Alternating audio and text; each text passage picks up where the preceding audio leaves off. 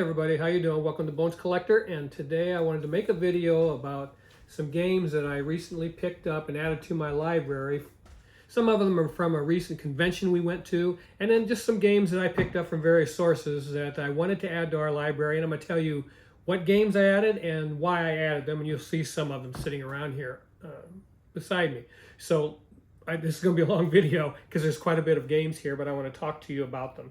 So let's get started. First one I want to talk about is a little tiny game that I had a few years ago called Dungeon Roll. And I mean, somebody had it on the virtual flea market at the convention I went to for $5, and I remember playing this game, and I don't know why I got rid of it, because it is a fun little dice roller, and you're simply going to try to delve your way through this dungeon and get as much experience as you can. And the one with the most experience at the end of those delves is going to be the winner. And it comes in this cute little chest, and that means something. I really like the looks of this little game, and it's called Dungeon Roll, designed by Chris Darden. So Chris Darden, it's a cute little package, and it's been around quite a while. That's Dungeon Roll. The other little game, another little game I want to talk about, is called Shadow Theater, The Legend of the Monkey King. I was in my local game store, The Haven, here in Castleberry, Florida, and I saw this on the shelf, and I thought, I've never seen that game before, and I started reading about it, and I was kind of intrigued by it. So it's got this magnetic closure that holds the lid, holds the box shut, and then this makes into a little theater, which I thought was cool. So I'm going to take the game board out here, that was the rule book, and it's going to make into a little theater. And when you put this board, let's get this out of here. When you lay this board down, it's going to go with what's in this theater, the colors that's in this theater. You can see there's 3 different sections of this theater, and that's where you're going to be doing your actions while you're playing this game. And the person that scores the most points wins a round. You win 2 out of 3 rounds, and you're the game winner, like Hanamakoji works the same way. But yeah, it's got little monkeys that you're going to place out here, and you're trying to collect those monkeys, and they have to be fed in order to score. So you got to collect peaches to make sure that the monkeys are fed. When you win a round, you get one of these cardboard lanterns, and you have these nice tiles that are going to make changes in the way you play the game. So I was intrigued by it, and we brought it home, and we've played this game 5 or 6 times already. And my verdict of it is it's worth keeping. It's a 2-player only game, which I like, and it is a game that can be played very quickly, and it's small, and it travels well, and it's just a cute little game. I like it, and it's called Shadow Theater, and I don't know if they're going to make some more of these Shadow Theater games, but that's cute as a dickens, and I'm glad I picked that up. And thanks to The Haven and Matt up at The Haven for this game, Shadow Theater. Yeah. So, next game I want to talk about, well, not really a game. If you watch this channel and you watch my Halloween videos, my top Halloween games, you know how much I love Arkham Horror 3rd Edition. I just enjoy that game so much. I have all the expansions for it. I have over 1,300 cards that go with that game to give it such a huge world to explore. I really, really love that game, especially at Halloween. We drag it out. I think last October we played it 4 times and just kept playing it. It was so much fun. But I got these books, that take you into that H.P. Lovecraft mythos world. And this is the deluxe rule book for Arkham Horror 3rd Edition.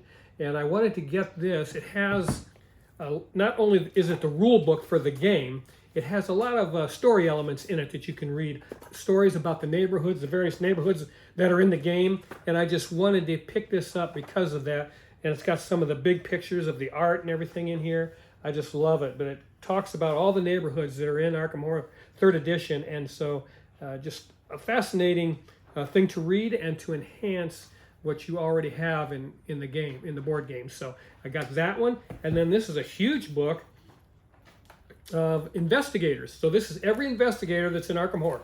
And it has their backstory and all the lore concerning those characters. And I just thought that was something that would really help with getting so immersed in that board game, Arkham Horror 3rd Edition. So I want to tell you guys about those. So we got this one from Game Nerds for about $36, and this one was $20 on Amazon. So yeah, I wanted to get those and just add to my collection of Arkham Horror 3rd Edition stuff. I really, really love that game. Okay, let's talk about some more games here. All right, I'm going to talk about, this is a game called Fuse Countdown. Now, we had Fuse a few years ago, and we like that game. It's a real-time game, so it's quite frenetic. If you don't like real-time, of course, you'll hate this, because it is, the whole game is real-time. And you're rolling dice trying to complete patterns on cards that are, while the timer's counting down on your phone. So that's annoying enough. But this one's a little more in-depth, has a little more going on than the original Fuse, which, to be quite honest, I struggle with that game. But Lori, she loves this game, and whenever we play it, more often than not, she's reaching across the table, completing things on my cards because my mind just doesn't work as quick as hers. But I like playing it because she likes it, and that's what's important. But she's very good at this game. Her and her sister played this game 100 times. I don't know, they just play it and play it and play it, the original one. And then now that we have this one, we have played this already, and I do find it more difficult. So yeah, I was slow in original Fuse, but I could actually, in the original Fuse, I could actually play my part. But this one, I'm just, oh my gosh, my head's just spinning. But it is a fun game, and it's a little more going on than the original Fuse. But if you like real time and rolling dice, it's a no-brainer, and it's a very fun game by Kane Klenko, who made one of our other favorite games of all time, Dead Men Tell No Tales, which we just adore. But yeah, that's Fuse Countdown. Then on the virtual flea market at the convention we went to, a guy had a brand new copy of Pickamino Deluxe, and this is by Reiner Knizia. So he's made some fabulous dice games, and we wanted to give this a try. And it has these beautiful deluxe components, these dominoes that are very nice, and you're collecting these dominoes depending on how well you roll your dice. The value that you roll is the domino you're going to take, and you get the number of worms that are on that domino, and the name of the game is Getting Worms. So you're trying to get those, and you have these worm discs that you're going to get if you roll double ones, and you have these custom wood dice that come with the game. And then in this game you also have some other components and these little animals that you're going to put on some of the dominoes, and if you complete that domino, that value, and you take that domino, you're going to take that animal, and it's going to give you a special benefit for the game. So that was pretty cool, and we've played this quite a few times already, and we like it. We like it a lot. And yeah, so we got, I think it was $15, I think, yeah. I think we picked this up for $15. It was brand new, still had the seal on it. And so yeah, we love Reiner Knizia's dice games, and so far we really enjoy I don't know if it's Pickamino or Pickamino, probably Pickamino. So that one we got off the virtual flea market. The physical flea market at the convention I went to, I saw this game by Czech Games Edition, Rio Grande, and it was designed by Vlaada Chvátil. I've never heard of this game. It is Space Alert, and is another real-time affair. Never played it, still. I mean, I brought it home, and it was in the shrink. We took the shrink off of it and separated all the components and kind of watched a couple of playthroughs to get a feel for it, and we haven't played it yet. But I think I'm going to like this game. And it looks like it was nominated for New Worlds of Gaming Spiel des Jahres, so 2009. So I don't know, maybe it got some kind of an award or whatever, but Vlaada Chvátil I know and love. His board game designs, of course, Mage Knight is the one that sticks out in everybody's mind, but he's done, of course, Codenames and Codenames Duet, which we have, and also Tash Kalar, Dungeon Pets. The guy's an outstanding board game designer. For $20, brand new, I'm going to give it a go. Yeah, so that's Space Alert. Hey, if you've played this, let me know how you feel about it. All right.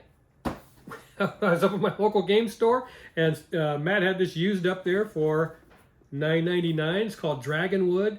I was intrigued by it. Of course, it was opened already. I took the lid off of it, and this is what I saw. A couple of decks of cards and some beautiful custom dice. Very nice custom dice. Yeah, so I was intrigued by it. I said, let's go home. Let's take it home and for $10 and see what we think of it. And so we did. We took it home, and we had fun playing it. We've played it quite a few times already. It's nothing complex about this game. You're going to be rolling dice and trying to defeat dragons with your characters that you acquire by rolling the proper values of dice. So 108 cards in here, 6 custom dice, and a rule book, and it's a nice light little affair. I like to have games like this that are intriguing to the point when you're tired and you don't want to think very hard. You just want to roll some dice and talk and jabber. Games like Dragonwood are kind of fun. So I like this. Yeah, I've liked it so far. That's Dragonwood. A game of dice and daring. Woohoo. All right, let's see. This game, the Art Project, I think it's Art Recovery Team is what ART stands for. And this was on sale half off on Amazon. So I think we got it in the house for under $25, which is a nice price point. And this is by the Op. Smallish box, which is kind of cool. And the publishing in this game is outstanding. I mean, it's really a nice game. And you have world maps in here that you're going to be doing your scenarios on. So there's 3 double-sided maps in here, so 6 total maps. That's pretty nice. And it has some wood dice that you're going to roll. You're going to try to be recovering art that's been stolen. And again, publishing is outstanding in this game. You have a deck of cards. You're going to pull one of these. It's a pretty thick deck of cards, and you're going to be pulling one of those cards off the top of that deck, and it's going to do something to the players. You have to do that every turn. So that's how this game ratchets up the pressure that's going to be put on you. But outstanding. I mean, you get a bunch of dice in here, nice wood markers, wooden hands that you're going to be putting on the all wood components, pistols, hearts, and gas cans. Yeah, those are for travel. So and then you have a big van token that's going to be in the game. And then once you complete and get all these art treasures on the track before the timer runs out, you win the game. We've won, I think, on every map. Did we win every map? Except Rio de Janeiro. Except Rio de Janeiro. And I think we played that twice and lost it twice. So that's a tough map because every map has different rules and keep the game fresh. And that's pretty cool. And we really have had fun with this little game. So I'm glad to have picked it up at such a cheap price because I had heard of it and I had researched it before. But then once it came up on my feed that it was 50% off, I said, you know what? I know enough about that game. I think we should try it. It's a cooperative game, so we're working together, which we always love, and that's called the Art Project.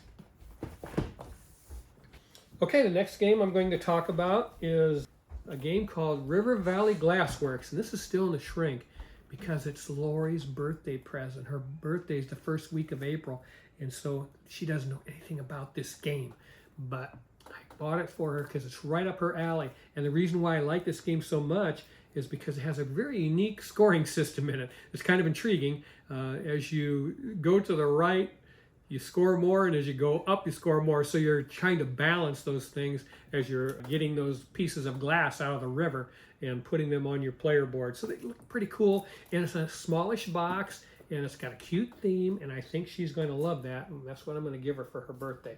That's River Valley Glassworks by All Play Games. 1 to 5 players, 25 minutes. That's right where we like to play.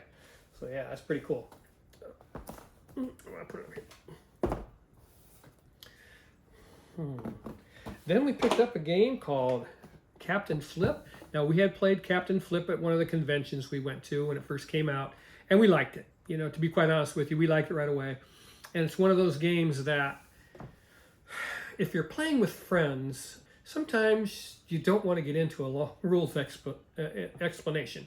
And it just is so nice sometimes to get out a game like Captain Flip that you can explain it in 2 or 3 minutes, really, and then play the game and everybody's just, you know, jabbering and talking and having a good time.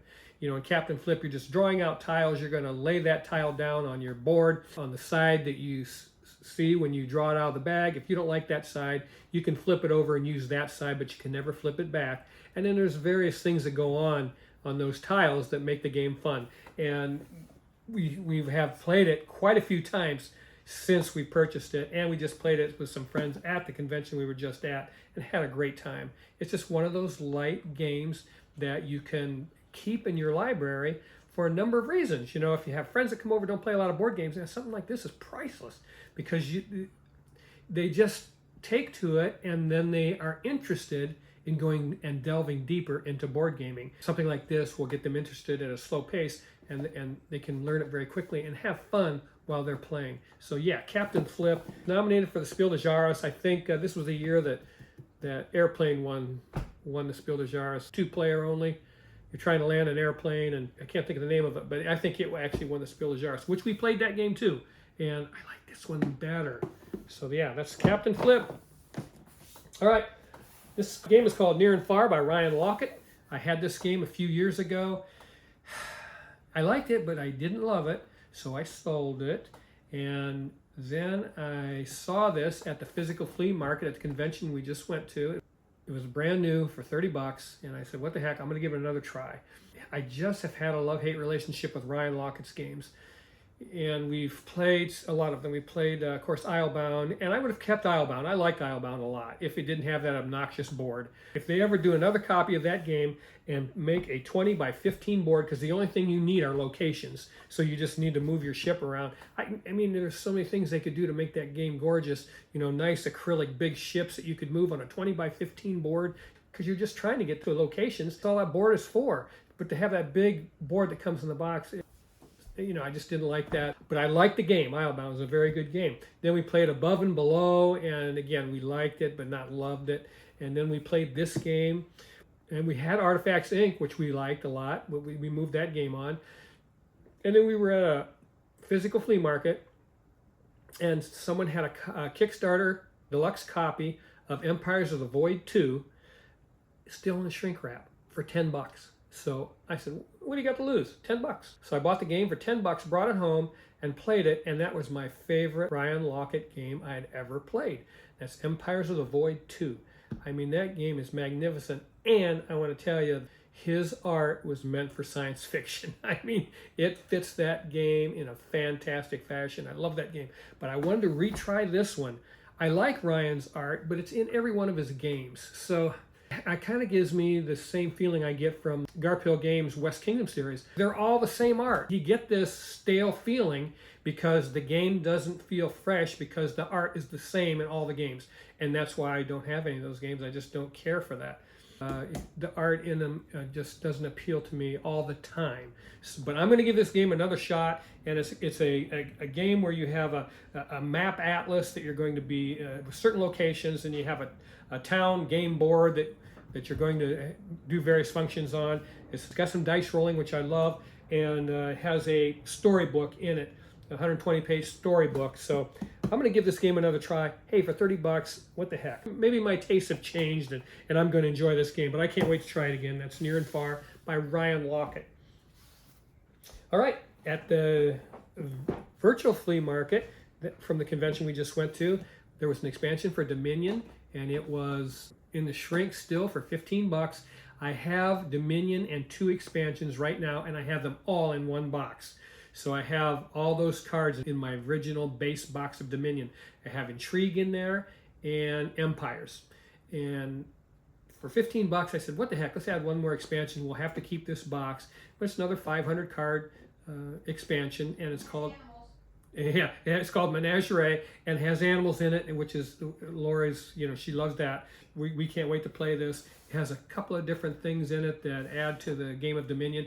And Dominion is such a fun, approachable game because you can add something like this without too much effort. I mean, no matter what they do, the expansions that they put out, it really doesn't change the base game that much to where you can't just add expansion, go through a 2 or 3 minute explanation, and just play Dominion again. So that's what makes Dominion so wonderful and so intriguing. I love Dominion. It's the granddaddy of deck builders. It's in my top 10 games of all time, and there have been, I'm guessing, 15 or more expansions for that game. We have 4, and that's it. we're cutting it off at that. But this is Dominion Menagerie, and we have not played it, but I can't wait to do so. Okay, let's keep going. I just got this game yesterday. I'm sure all of you know this is $10 on Amazon right now, Red Rising. This game did not do well for Stonemaier Games.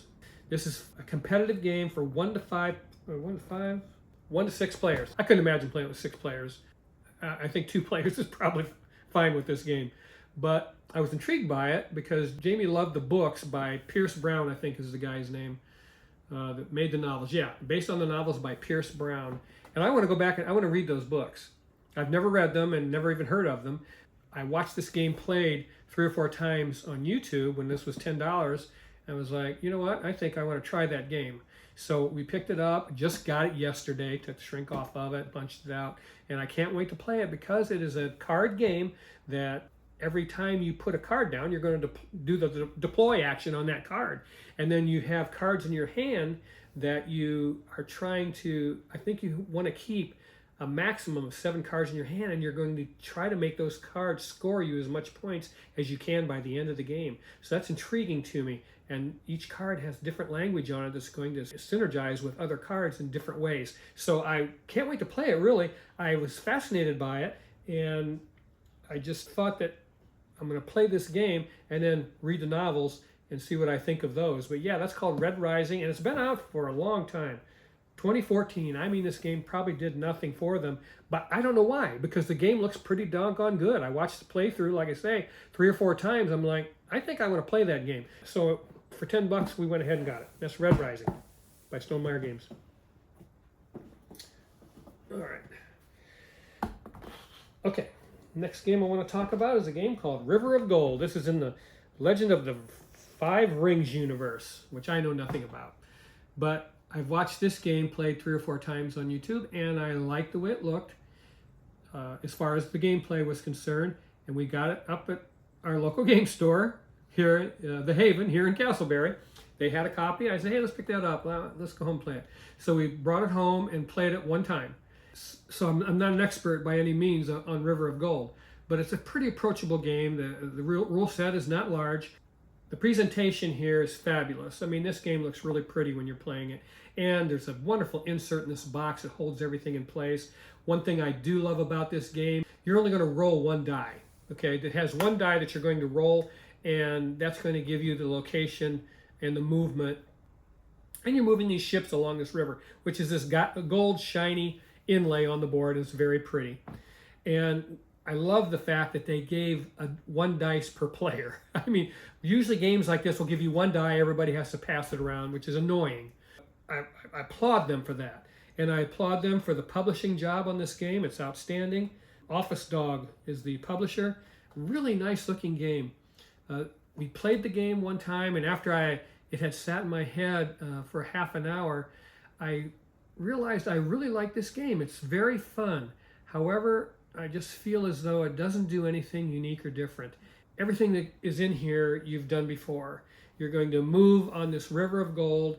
You're going to be able to build buildings according to your location, because there's only so many locations that are connected to your boat or position on the board. And then wherever you do build, you have 6 tracks. You know, they're not tech tracks, but essentially they are. They're territories. You're going to move your marker on that territory to try to get extra benefits and score points in various ways. And then you have end game contracts you can fulfill, and you have resource management, because you're going to be able to get resources. The special character cards are going to, or merchants, I think they're called merchant cards, but you're going to be able to fulfill those, and you get extra benefits for those. So nothing new really, but the game was fun. I don't know how I'll feel. I need to play this game 4 or 5, 6 more times, and then to decide whether I want to keep it long term. But I've seen enough that I can tell you this would be a great starting point for someone who's just getting into this hobby. It's an outstanding game. It's called River of Gold. This is such a nice place to start because it has all those basic mechanics that you're going to be doing in this game, and it's done in a simple way that where you can understand it and have fun while you're doing it. And it's in the same complexity space as Pillars of the Earth, Finca, Via Nebula, and Turia. Those are all games that do something different, and I have them in my library, and I hang on to them because of that. They all do something different, and this one really doesn't do anything different. But again, I don't want you to think that this isn't fun. This is a nice game. Again, nicely published, fun game to play, beautiful to look at, and just, again, a good teaching game for someone just getting into this hobby, and it's called River of Gold. It's from 2024, but for whatever reason, I don't think we could get it last year. I don't think it was around, so yeah. Okay, next game I'm going to talk about is a game by Uwe Rosenberg called Fields of Arle. Now, Fields of Arle is a game that came out 2014, I think, and it's a 1 to 2 player game, and you can play this in about an hour. once you learn this game, you can get it done in 60 minutes. But we had this game when it first came out, and we just, I don't know, you get in these purging moods, and we sold it. And that was 5 or 6 years ago. And this is in a space where there isn't anything. 2-player big Euros are just non-existent. And recently I got to thinking about that for the past year or so. We need to get Fields of Arle back. So lo and behold, on the virtual flea market of the convention we just went to, there was a copy for sale, and I picked it up for $30. But here's the funny part of the story. So the guy brought the game to us, and yeah, thanks, you know, great, nice to meet you, blah, blah, blah. And he left, and I took the lid off this game, and I said, Lori, look at this. And there were pink Post-it notes in the rule book. And instantly, Lori said, that's our game. That's our game from 6 years ago. The guy bought it off of us, had it for 6 years, and we bought it off of him. And this was our very copy that we had sold 6 years earlier. Wow, we were blown away. And he took very good care of it, and we're glad to have it back. We've played it 4 times since, and this is such a pleasure. I could make an argument as to why this is Uwe Rosenberg's best game ever. It is such a large Euro game with a lot going on and a sandboxy feel to it. I call it choose your own adventure Euro style, because you can't do it all in this game. You have to kind of try to pick a direction and go there. And we've loved our plays, our 4 plays of this so far. Lori and I have sat and talked about this game and how much we've enjoyed it. We would love to set it up right now and play it. We just have so much fun playing this game. And again, I can't think of another great big Euro that is 2-player only. And I haven't even played the expansion. There is an expansion for this, but I think it like adds a 3rd player. So it's just not needed. What I wanted this game for was just what's in this box. And I'm glad to have it back. Gosh, it was so much fun. I don't know if this is the first game we played when we got back from the convention, but it might have been. And the next day we'd set it up and play it again. The next day we set it up and played it again. I think we played it twice in one day. What a fabulous game this is. Oh my gosh. Again, I think it's probably one of his best designs, and it's certainly one of our favorites from Uwe Rosenberg. We got rid of Feast for Odin, and we got rid of a bunch of his games that were larger or more popular, and gosh darn it, I'm glad we got this one back, Fields of Arle. Wow, just a fabulous game from Z-Man. Okay, I got company, and I want to talk about a game called Robinson Crusoe, Adventures of the Cursed Island. Now we had, our first introduction to this game was through the 2nd edition, Robinson Crusoe, the square box with the blue sky on it and stuff. And we played that game and just, it didn't hit home with us. So we sold that game, but at this convention we just went to on the virtual flea market, there was a guy selling a like-new copy for $15 of the 1st edition. I mean, everything in here is sleeved. He took such great care of this game. It just looks like, you know, I took the lid off and it was just, everything's brand new. And I like this box better. It's an oblong box. I think some people, when they redid the 2nd edition, liked the fact that they made it into a regular square box. This isn't the 2nd edition, by the way, but you know what I'm talking about. And I like this box much better, the looks of it. Yes, it's oblong and it's kind of a crazy shape, but it just looks more thematic than the 2nd edition, in my opinion. Art is always subjective, but I'm so glad we got this back, and I was so happy to get this back.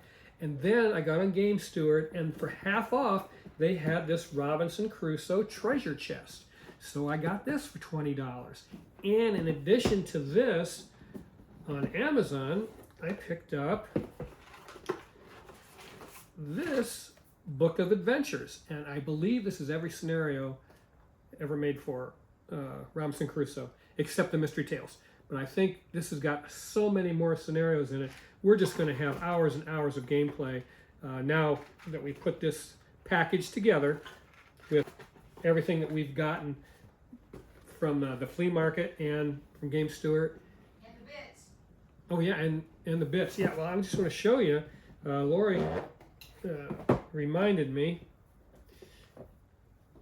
that we also, and this game came all sleeved in addition with this Plano box for the pieces. How neat is that? So I got all that for $15. I just could not believe it. Then Lori got these food tokens and upgraded tokens, wood and food, a campfire, a tent, skins, all from, where'd you get those from? Top shelf? That came from Game Nerds too. Was it Game Nerds? Yeah, I think. Okay, well, anyways, we upgraded the components in this game, and we can't wait to get this game to the table. It's something that I like more as the years go by, is a game with some story in it. Not all, I don't want my whole library to be adventure story games, but I want some of them to be for sure. And this one looks pretty cool. And I played it once only. I think we've only played this one time. And I can't wait to get it back to the table. That's Robinson Crusoe, Adventures of the Cursed Island, and the Treasure Chest expansion. Oh man, I'm getting a stack of games over here. So, all right. The next game I'm going to talk about is Tales of Arthurian Knights. It's really heavy. And this is a very easy adventure storybook game. But in this game, you're just going to take your characters and move around a board and encounter different adventures and read them out of a huge book that's in this box.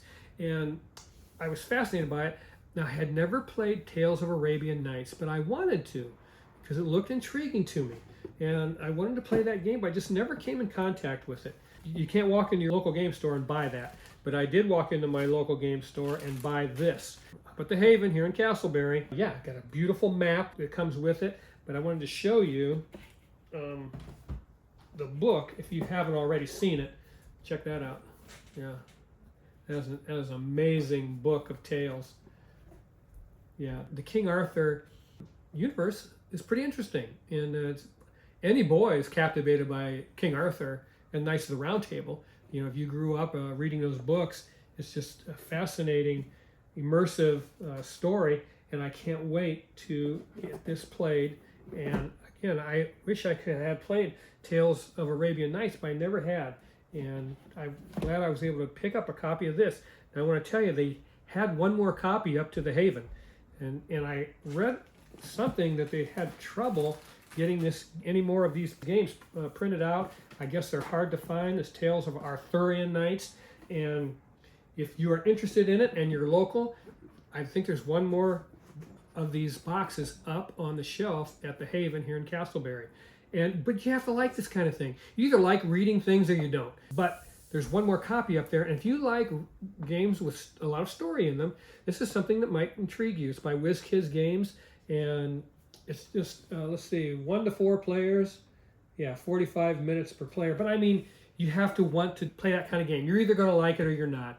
You know, I like all kinds of games. I like Euro games. I like adventure games, and I like card games. I mean, I like so much about this hobby. I don't want to pigeonhole myself into one style of game. So I want to make sure that I explore everything there is, so to speak, in this hobby. And one way to do that is to buy games of different and varying ways that they play. And so I'm intrigued by this Tales of Arthurian Knights. I've never played it or Arabian Nights, but I can't wait.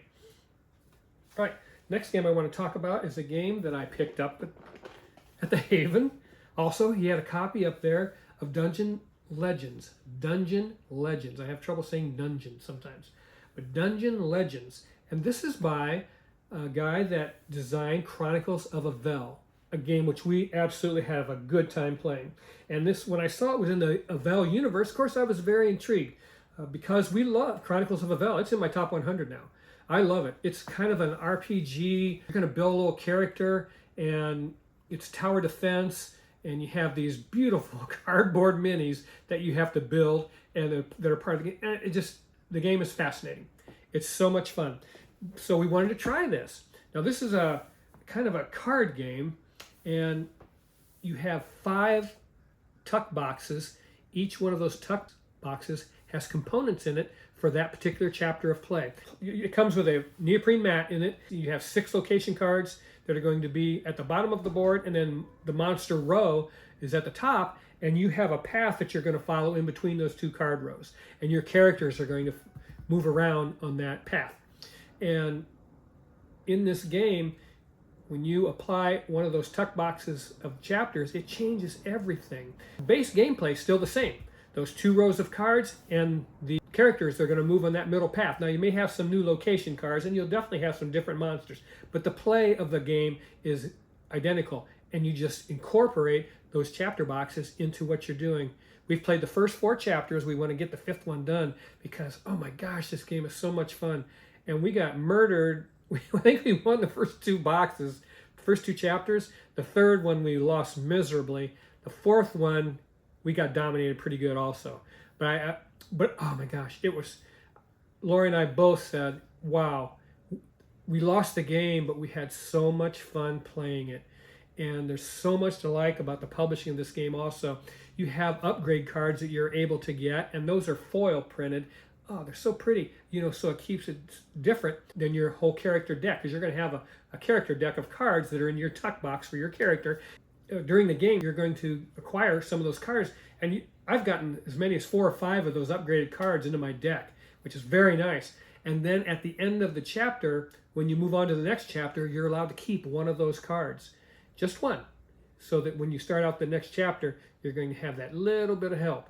And the cards aren't overwhelmingly powerful, the upgrade cards. They're just a little bit better than the ones you have in your base character deck in your tuck box. Wow, I love this game.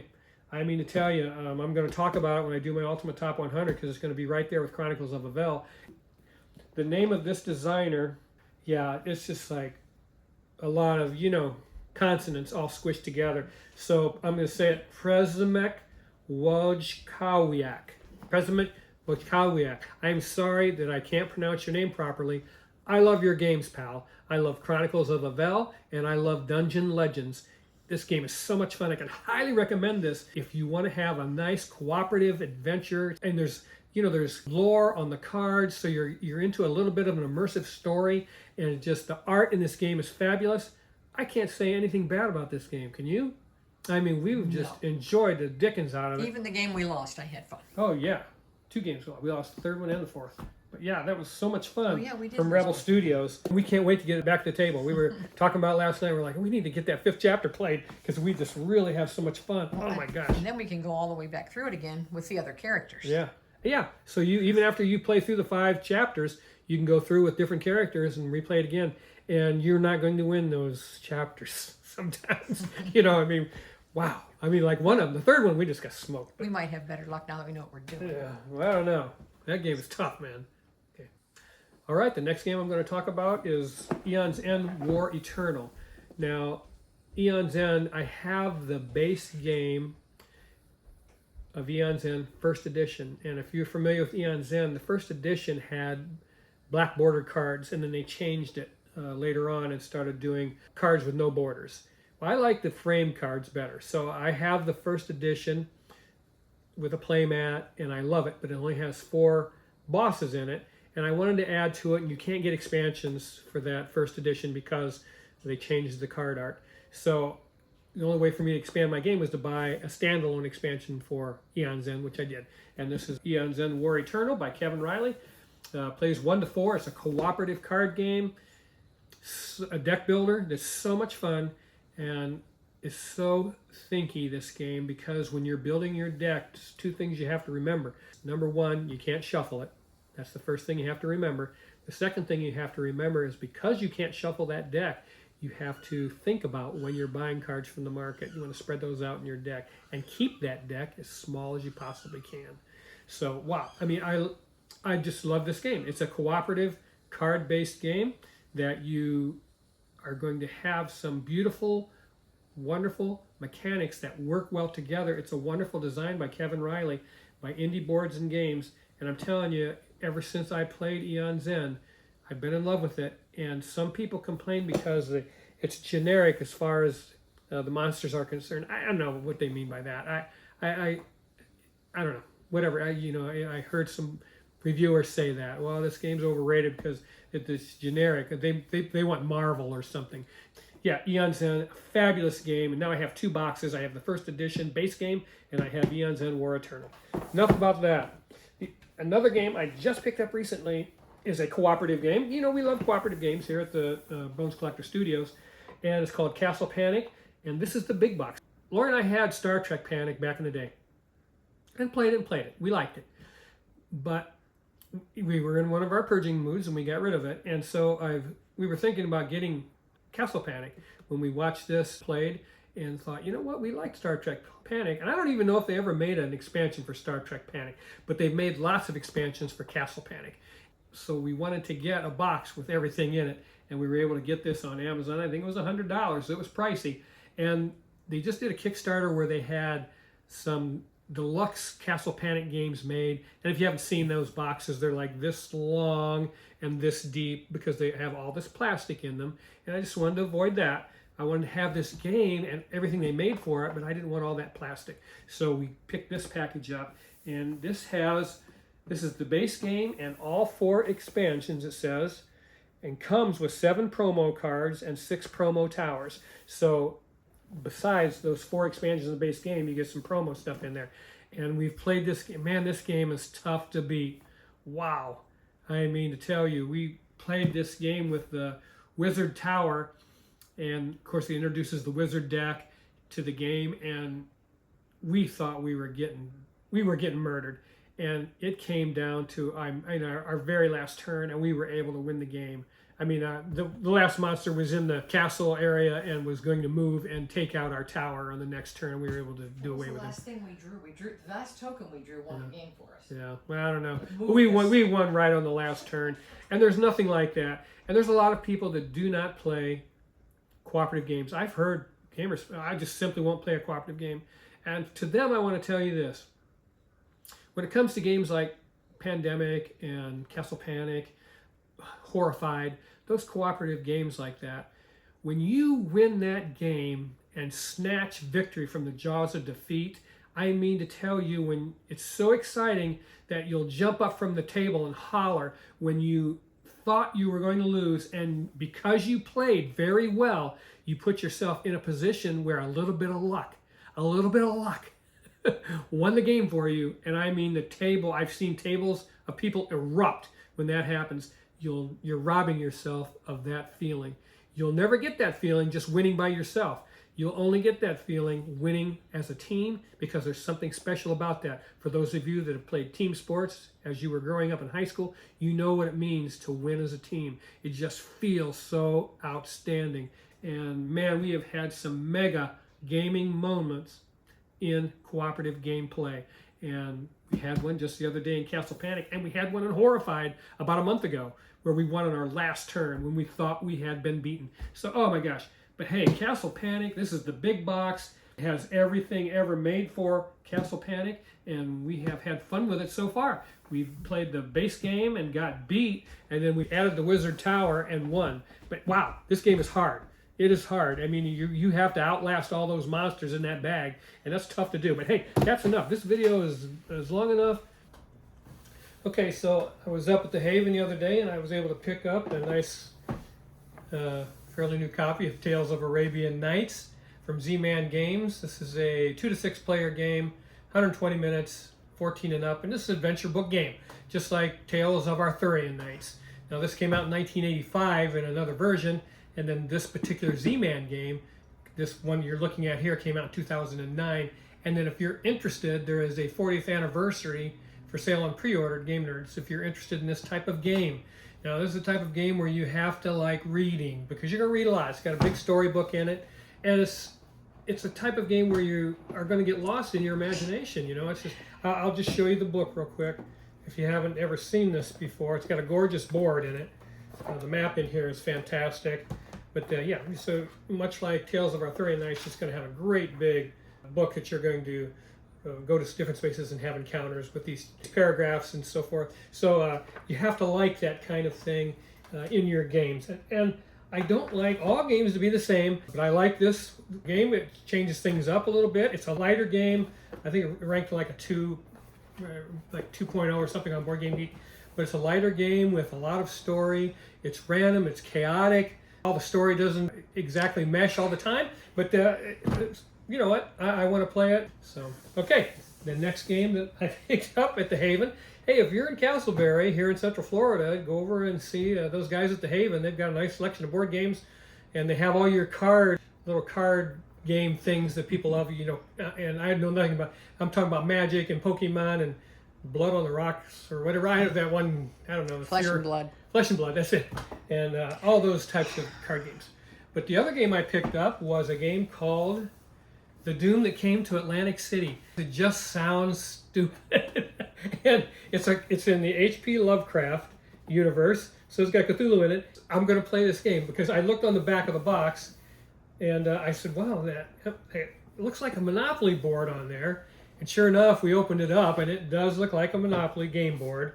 And you have all these player cards that you can be, and then the board is pretty awesome. Let's face it, this game is, you know, obviously not some big time, but I don't care. Sometimes I just want to play a goofy game, and this is like rated like a 183 in complexity on Board Game Geek. So I'm fascinated with it, and I want to try to play this game.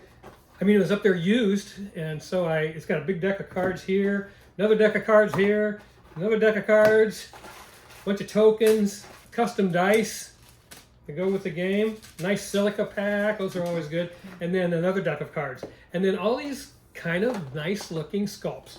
I do not like miniatures in my board games per se. I don't buy them new like that. Let's put it that way. These are pretty nice sculpts. Here's the thing I'm gonna tell you. If these came painted, I'll bet you this game would have sold great.